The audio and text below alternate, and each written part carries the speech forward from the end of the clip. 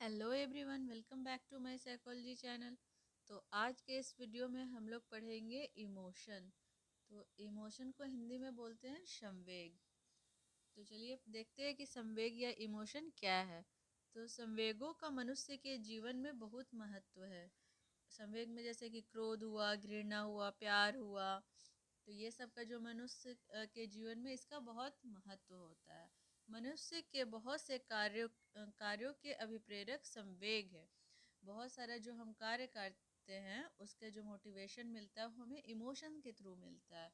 व्यक्ति को परिस्थिति के प्रति अनुक्रिया करने का अभिप्रेरण भी संवेग द्वारा ही प्राप्त होता है।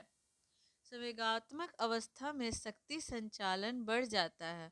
जब संवेगात्मक अवस्था आता है तो शक्ति का संचालन बढ़ जाता है। कैसे? कि अगर हम क्रोध में रहते हैं या फिर हम बहुत ज़्यादा उत्साह में रहते हैं, बहुत ज़्यादा, तो हमारे अंदर एक बहुत ज़्यादा एनर्जी आ जाता है। उसमें वो कार्य अगर हम नहीं कर पाते हैं तो भी अगर हम कार्य कर पाते हैं, जैसे कि अगर डर भी एक क्या हुआ, एक संवेग हुआ। एक नाली है जिसको हर दिन हम कहीं स्कूल कॉलेज से जा रहे हैं, बीच में वो नाली पड़ा, तो उसको हम बहुत मेहनत से फांगते हैं या उसको क्रॉस करते हैं। लेकिन हमारे पीछे अगर अगर आप कुत्ते से डरते हैं, अगर पीछे आपका एक कुत्ता दौड़ गया तो आप 1 सेकंड में उस नाली को पार कर लीजिएगा। क्यों पार करें? क्योंकि वहाँ एक डर का इमोशन, आपका संवेगात्मक अवस्था वहाँ डर था। तो डर का संचालन आपके शरीर में बढ़ गया और उसके चलते आप उस कार्य को कर दिए जो आप हमेशा जो नाली को क्रॉस करते थे वो आप बहुत धीरे धीरे करते थे या बहुत सोच समझ के करते थे कि उसमें कहीं गिर ना जाए, कहीं सट ना जाए, या क्रॉस कर पाएंगे नहीं कर पाएंगे। लेकिन डॉग अगर आपके पीछे कुत्ता पड़ गया तो आप उसको तुरंत पार कर लिए, क्योंकि उसमें आपका डर का शक्ति संचालन बढ़ गया, डर नामक संवेगात्मक अवस्था का। ऐसे ही अगर आप क्रोध में भी हैं तो अगर आप वो काम कर सकते हैं उस स्थिति में जिस जो नॉर्मल डे में आप नहीं करते हैं। अगर आप बहुत ज़्यादा उत्साह में हैं, खुशी में की अवस्था में भी हैं, तो आप ऐसे कार्य को कर सकते हैं जो आप पहले नहीं किए हो, जिसको करने में आपको काफ़ी ज़्यादा समय लगता है, उस कार्य को आप तुरंत ही कर सकते हैं। तो संवेगात्मक अवस्था में कुछ व्यक्ति थोड़े समय के लिए अपनी बुद्धि पर से नियंत्रण खो देता है। नियंत्रण खो देने के कारण व्यक्ति कुछ उचित काम कर देता है तो कुछ अनुचित काम करता है। अगर बहुत ज़्यादा इमोशन आया, जैसे भारत पाकिस्तान का युद्ध हुआ था, तो अभी 7 मई को हुआ था, ऑपरेशन सिंदूर के समय उसका नाम रखा गया था ऑपरेशन सिंदूर। तो उस समय हर किसी के अंदर एक संवेगात्मक अवस्था ये था कि हम लोगों को पाकिस्तान पर अटैक करना, वहाँ से जितना भी आतंकवादी है सबको मार भगाना है। तो जो सैनिक है वो तो हमेशा ही उत्साह में रहते हैं कि हम वो अपने देश का रक्षा करना है, लेकिन उस समय वो उनका साहस बहुत ज़्यादा बढ़ गया था। उनका जो इमोशन है बहुत ज़्यादा देश के लिए बढ़ गया था। तो वो थोड़े समय में ही अपने आतंकवादियों को परास्त कर दिए और बहुत सारे आतंकवादियों को मार दिए। क्योंकि बहुत इमोशन जब जागृत होता है संवेगावस्था में, तो व्यक्ति थोड़े समय के लिए अपने बुद्धि पर से भी नियंत्रण खो देते हैं और नियंत्रण खो देने के कारण कुछ उचित काम करते हैं। तो उचित काम वहाँ किए थे, बहुत ज़्यादा उनके अंदर उत्साह आ गया था, तुरंत वो आतंकवादियों को परास्त कर दिए। लेकिन कभी कभी कोई जो व्यक्ति है वो इमोशन जब ज़्यादा जग जाता है तो वो अनुचित काम भी कर देता है, उसमें बहुत ज़्यादा क्रोध आता है, तो वो गाली गलौज करने लगता है, लड़ाई वड़ाई करने लगता है। तो कहीं वो नियंत्रण इमोशन कहीं बढ़ जाने पे कुछ उचित काम हो जाता है तुरंत, और कहीं कहीं अनुचित। और फिर अनुचित काम करने के बाद फिर हम लोग बाद में पश्चाताप करने लगते कि क्यों हम कर दिए। तो इसलिए अपने संवेगात्मक अवस्था पे हमें नियंत्रण भी रखना चाहिए। संवेगात्मक अवस्था प्रबल होने पर व्यक्ति की दशा पागल जैसी हो जाती है। उस समय अच्छे और बुरे का ज्ञान नहीं होता है। वह बुरा काम भी उसी तरह कर सकता है जिस तरह अच्छे काम कर सकता है। इस प्रकार मानव जहाँ कुछ संवेगों से ऊंचाइयों तक पहुँचता है, तो वहीं कुछ संवेगों के कारण वह पशु के स्तर पर भी पहुँच जाता है। तो जैसे कि अभी बताया कि जो ऑपरेशन सिंदूर था, वहाँ हम लोग बहुत कम ही दिनों में, 1-2 दिन के अंदर ही सारे आतंकवादियों को, जितना भी पाकिस्तानी गैर संस्था था जहाँ से आतंकवादी रहते थे, उन पे हम लोग तुरंत नियंत्रण पर पा लिए, उस पे हम लोग जीत गए। तो वहाँ अच्छा काम हुआ। वहाँ से सारे आतंकवादी का ख़त्म हुआ, वहाँ अच्छा काम हुआ। लेकिन वही अगर जब संवेग में हम कुछ बुरा काम करते हैं तो वो भी हम जो हमारा व्यक्तित्व है उससे हम हट जाते हैं, अपने पर्सनालिटी खो के हम पशुवत व्यवहार करने लगते हैं। तो वहाँ वो जो पुलवामा अटैक था, चाहे होटल ताज का अटैक था, या फिर जो भी आतंकवादी करते, तो उसमें भी वो अपना जो नॉर्मल बुद्धि उसको वो खो देते और वो पशुवत व्यवहार करने लगते, वो इंसानियत खो देते हैं और उसी समय वो गलत व्यवहार कर देते हैं। अभी हम लोग देखते हैं meaning and definition of emotion. अभी आप लोग इमोशन तो समझ गए होंगे, लेकिन अभी हम लोग इसका परिभाषा को देखते हैं कि इमोशन का क्या परिभाषा है।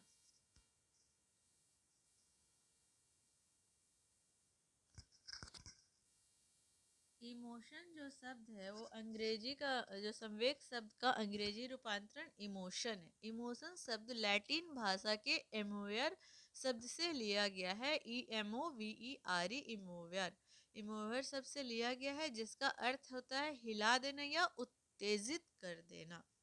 तो संवेग में तो उत्तेजना ही बढ़ता है। तो संवेग मनुष्य को झकझोर कर रख देता है। मनुष्य का संतुलन संवेग की अवस्था में बिगड़ जाता है, जिस कारण व्यक्ति की बुद्धि उचित प्रकार से कार्य नहीं करती है। और according to PV Young, emotion is an acute disturbance of the individual as the whole psychological in origin involving behavior, conscious expense and virtual functioning। PV व्यंग के अनुसार संवेग जो है वो संपूर्ण व्यक्ति में तीव्र उद्वेग या उपद्रव की अवस्था है, जिसकी उत्पत्ति मनोवैज्ञानिक कारणों से होती है और जिसमें व्यवहार, चेतन, अनुभव तथा अंतरावेवी कार्य सन्निहित रहते हैं। अकॉर्डिंग टू वुडवर्थ, तो PV यंग के बाद हम लोग वुडवर्थ का डेफिनेशन देखते हैं। Etch emotion is a feeling, जो प्रत्येक इमोशन है वो क्या है, एक अनुभूति है। संवेग क्या है, एक प्रत्येक संवेग एक अनुभूति है। And each at the same time a motor set, तथा प्रत्येक संवेग उसी समय एक गत्यात्मक तत्परता होता है। संवेग में गत्यात्मक तत्परता तो होता ही है। अकॉर्डिंग टू जेम्स ड्रेवर के अनुसार emotion is a complex state of the organism involving bodily changes of a widespread character in breathing, pulses, gland, etc.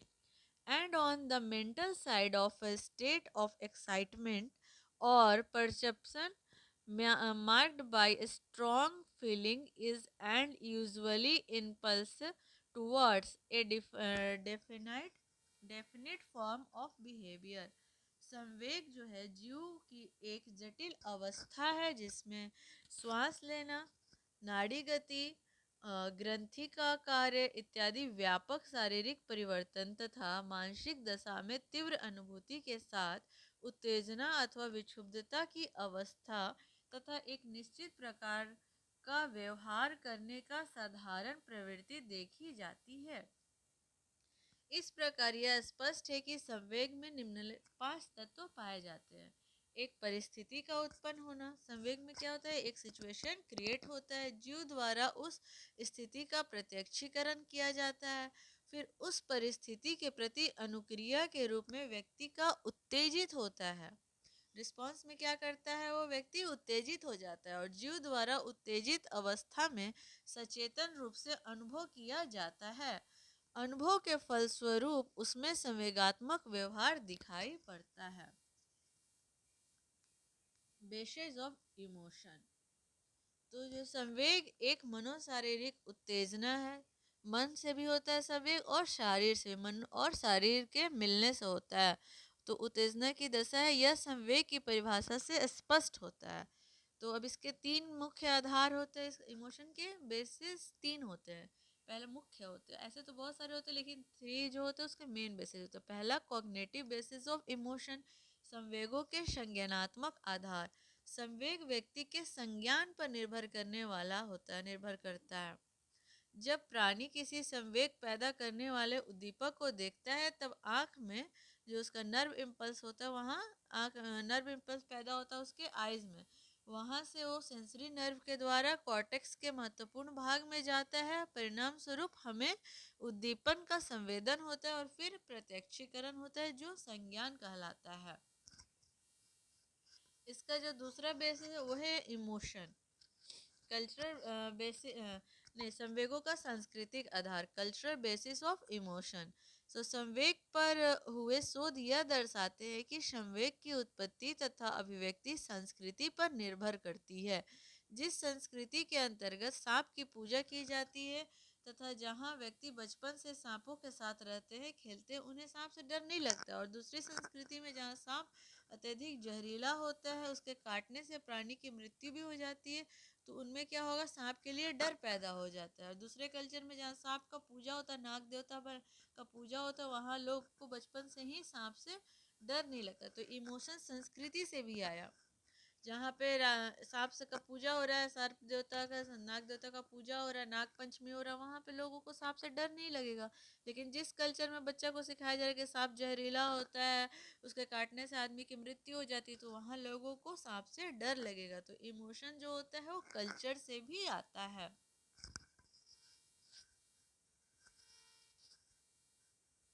दूसरी ओर आज के आधुनिक युग में शिक्षित तथा विकसित संस्कृति में दुख और सुख दोनों ही परिस्थिति में लोग संयंत्र रूप से अपने संवेग अभिव्यक्ति प्रदर्शित करते हैं। इसलिए यह कहा जा सकता है कि किसी हद तक संवेगात्मक अनुभव का विकास और उसकी अभिव्यक्ति का ढंग संस्कृति पर आधारित होता है। अभी हम लोग देखते हैं फिजिकल बेस ऑफ इमोशन, संवेग का शारीरिक आधार। भावना का भौतिक आधार हृदय गति और रक्त प्रवाह में परिवर्तन जैसी शारीरिक प्रतिक्रियाओं से जुड़ा होता है, जिन्हें ऑटोनॉमिक नर्वस सिस्टम, जिसमें एमिगडाला और हाइपोथैलेमस जैसी संरचनाएं शामिल होती है। जैसे जेम्स लांजे और कैनन बार्ट जो हैं वो संवेग पर बहुत अच्छा थ्योरी दिए हैं, ये दोनों मनोवैज्ञानिकों ने। लेकिन उसका इन दोनों का थ्योरी हम लोग किसी बाद में बहुत डिटेल में पढ़ेंगे, अभी हम लोग थोड़े से में इनको समझते हैं। जहाँ जहाँ इमोशन का बात होगा वहाँ वहाँ जेम्स लांजे और कैनन बार्ट का थ्योरी का भी जिक्र होगा। तो जेम्स लांजे का सिद्धांत यह प्रस्तावित करता है कि भावनाएं इन शारीरिक प्रतिक्रियाओं की हमारी व्याख्या का परिणाम होती है। मतलब जो होता है, जेम्स लांजे ये बोले कि इनका सिद्धांत ये कहते हैं कि ऑटोनॉमिक नर्वस सिस्टम द्वारा प्रतिबंधित जो शारीरिक प्रतिक्रियाएं किसी भावना की सचेत अनुभूति से पहले आती है। जैसे कि अगर कुत्ता अगर गुर्रा रहा है आप पे, कुत्ता जो चिल्ला रहा है, भौंक रहा है बहुत तेजी से, तो आप कांप उठते हैं। और आप इस डर को इसलिए कहते हैं क्योंकि आपका दिल तेजी से धड़क रहा है। आपको डर इसलिए लगता है क्योंकि आप काँप रहे। यहाँ शारीरिक प्रतिक्रिया है और भावना की सचेतन अनुभूति से पहले हुई। पहले आप क्या करें, यहाँ पे डर है, फिर आप क्या किए, आप काँपे। तो यहाँ क्या हुआ, शारीरिक प्रतिक्रिया क्या हुआ, भावना के सचेत अनुभूति से पहले आती है। ये क्या किसका नियम है, तो जेम्स लांजे का। और कैनन बार्ट क्या कहते हैं कि कैनन बार्ट सिद्धांत का सुझाव है कि भावनाएं और शारीरिक प्रतिक्रियाएं दोनों एक साथ होती है। किसी भावना की अनुभूति किसी उत्तेजना के प्रति शारीरिक प्रतिक्रिया एक ही समय में होती है। जैसे कि आप सांप का सामना करते, अगर आप सांप देख लिए हैं तो आपके ब्रेन का थैलेमस जो है एक साथ दो अलग अलग प्रतिक्रियाएं उत्पन्न करता है। आपके ब्रेन में पहले भय या सचेतन अनुभूति और ऑटोनॉमिक नर्वस सिस्टम के माध्यम से आपके शारीरिक प्रतिक्रिया जैसे हृदय गति बढ़ जाएगी, पसीना आने लगेगा। इसलिए क्यों होगा, क्योंकि आपका भावना की अनुभूति और उत्तेजना जो शारीरिक प्रतिक्रिया दोनों एक ही साथ हो रही है। और कैनन बार्ड में पहले क्या होता है, अनुभूति पहले होती है, फिर आप प्रतिक्रिया करते हैं। आधुनिक दृष्टिकोण से यह शारीरिक करते हैं और भावनाएं शारीरिक, संज्ञानात्मक और प्रासंगिक कारकों के बीच एक जटिल अंतःक्रिया है। तो इमोशन क्या हुआ, इमोशन एक जटिल मानसिक स्थिति है जो शारीरिक बदलावों, भावनाओं और व्यवहारिक अभिव्यक्तियों के साथ अनुभव की जाती है। यह किसी व्यक्ति के लक्ष्य, आवश्यकताओं या मूल्यों को प्रभावित करने वाली परिस्थितियों के प्रति एक प्रतिक्रिया है। जैसे शारीरिक उत्तेजना, जैसे कि डर से दिल का धड़कन तेज हो जाना, मानसिक अनुभव क्या हुआ, खुशी या दुख हुआ, दोनों से जुड़ा होता है। और इमोशन में व्यक्ति बहुत अच्छा काम भी तुरंत कर देता है और बहुत बुरा काम भी वो तुरंत कर देता है। तो इमोशन पे हमें अपना कंट्रोल भी रखना चाहिए। इमोशन बहुत अच्छा कार्य भी आदमी इमोशन में बहुत सारे अभिप्रेरक को भी बहुत से कार्य जो होते हैं वो अभिप्रेरक को भी मनुष्य संवेग द्वारा करते हैं। तो व्यक्ति को परिस्थिति के प्रति अनुक्रिया करने के लिए अभिप्रेरणा भी संवेग ही द्वारा प्राप्त होती है, लेकिन इमोशन पे हमें कंट्रोल करना बहुत जरूरी होता है। तो ये था इमोशन। ये काफ़ी इम्पोर्टेंट टॉपिक था, इसको आप लोग पढ़िए और समझिए।